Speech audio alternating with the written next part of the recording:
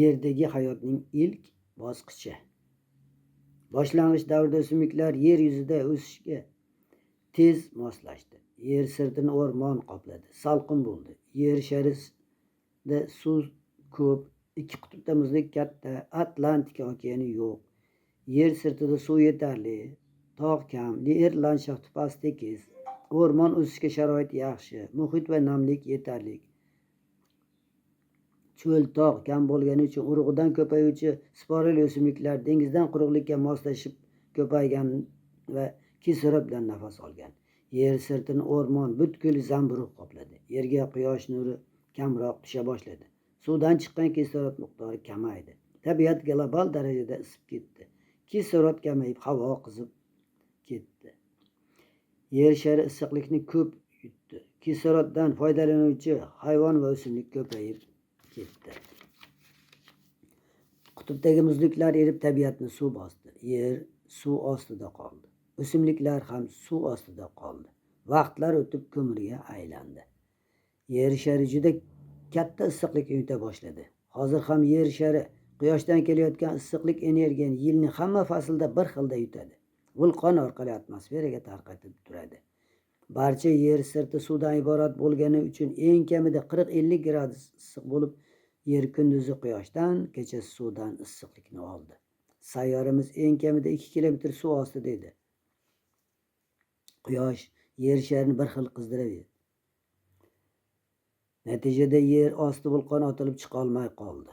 Ichki lava ko'paydi. Ichki bosim yerni kattalashishiga olib keldi. Quyoshdan kelayotgan issiqlik hisobiga yer hajmi kengaydi. Yer sharida suv sathi pasaydi. Buni krayderlar suv hosil qilgan parallel chiziqlardan bilish mumkin. Yerning ichi qizib kengaydi va yaxlit katta qit'a bo'laklarga bo'lindi. Atlantika okeani hosil bo'ldi. Vulqonlar otilib turmasa, ichki bosim ortishi hisobiga sayyoramizda yer ustida yoriqlar paydo bo'ladi. Yer sharining faqat 5dan 1 qismi quruqlik qoldi. Tabiatning qayta yaralishi. Yer yuzida yana o'simliklar o'sishga sharoit paydo bo'ldi. O'simlik va hayvonot dunyosi rivojlandi. O'simliklar moslasha boshladi. Endi oldingiday tabiatda suv ko'p emas, Atlantika okeani suvi yer yuzidan kamaydi. Cho'l ko'payib, suv kamroq bug'landi. O'simlik va hayvonot kecha kunduz bir xil kislorod yutardi. Har kuni kunning ikkinchi yarmida kislorod yetishmay havo qizib ketdi. Bu holda o'simliklar yomg'ir mavsumidagina yashab, nasl qoldirishga ulgurmay qoldi. O'simliklar kislorodni yutdi. Kislorod kamayib, kunduzi issiq, kechasi sovuq bo'ldi. Havo keskin o'zgaraverdi. O'simliklar tabiatga moslasha boshladi. Endi kuchli kaloriyali ko'p miqdorda kraxmal mavjud o'simlik yo'q. Mikroflora barg ichida yashashga moslashdi. O'simlik tabiatga moslashdi. O'z hududini bargi bilan sovutuvchi o'simliklar paydo bo'ldi. O'simliklar havoga kislorod ajratib berib, o'zi va boshqa jonzotlar paydo bo'lish uchun muhit yaratdi.